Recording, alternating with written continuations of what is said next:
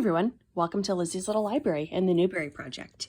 Today's book is the 2002 winner called A Single Shard by Linda Sue Park.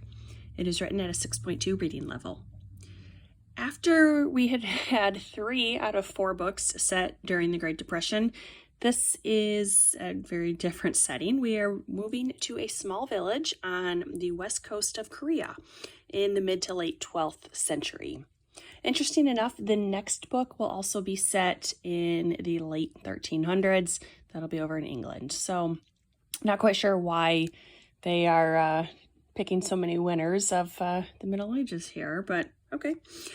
Korea is a setting that we have not yet visited with any of the winners. Let's just assume and predict this is going to be another story of a child grows up. So the boy here, the child, is a boy named Tree Ear. I'm going to refer to him as just Tree. He is approximately 12 years old. He has lived under the bridge with a man called Crane Man for approximately 10 years.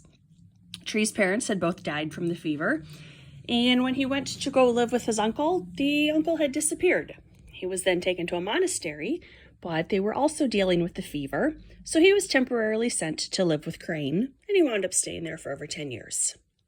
One day, Tree is watching Min, who is a master potter, while he works. He returns the next day to admire the pieces. Tree is startled, however, and drops one, and it breaks. He offers to work for Min to replace it, and they agree on 9 days' work. The first day, Tree chops wood all day, because the potters are responsible for providing wood for the communal kiln. Once his debt is repaid, Min agrees to teach Tree, although he can't pay him. The first day, Tree's task is to gather clay from the river. He receives lunch as per the apprentice agreement, and he winds up taking half of it home to share with Crane. Eventually, a representative from the government is traveling through, looking for new artists to provide commissions. This is a rare opportunity that could last many years, so the artists know this chance might not come around for several years. The representative liked Min's work, but he wants him to try a new technique. Tree volunteers to deliver the pieces to the capital when they're done. Tree points out he has been working for Min for over a year and asks if Min will teach him to make a vase. He says no, because pottery is a skill taught from father to son, and Tree is not his son. I'm guessing at the end of the book, he'll symbolically adopt him and teach him pottery. These books tend to be fairly similar. Min had a son who is gone now. We don't know, is he gone in the death sense or gone that he moved? But this does seem to be the very obvious ending. Tree runs into trouble along the way. He goes on a personal detour, and of course he loses the vases. He is able to recover a single shard about the size of his palm, hence the title. Of course, it shows good quality workmanship, and he decides to take that piece to the royal palace. The story ends with a little bad news, but overall it's happy, and it works out for Min, his wife, and Tree. The end. And this book was fine. I found it to be very predictable, and it followed the pattern used so many times by the Newbery winners, where a child grows up, a child learns his place in the world.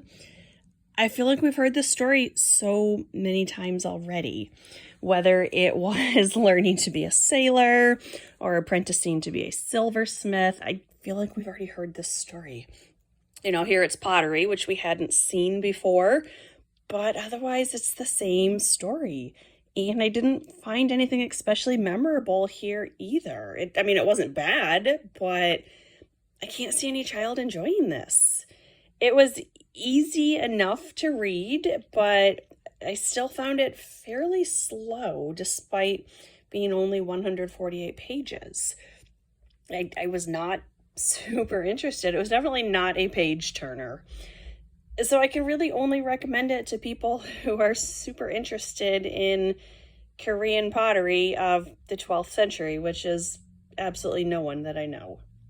There were 2 honor books this year. One is fiction, and the other is a collection of photos and poems used to create a biography. The next winner is called Crispin by Avi. again, I'm guessing it's going to be the same one. Child grows up and finds his place in the world, and they're keeping that one in the same time period. So, I mean, this one was fine. I do have another book by the same author called A Long Walk to Water. So I'm hoping that one's better. She's a good enough writer. There were no major points of confusion or any big plot points that were dropped. It's just I'm not super fascinated in the creation of pottery. So while I didn't hate it, I can't really recommend it to anyone. So this was A Single Shard by Linda Sue Park. Thanks for watching, and I'll see you next time. Bye.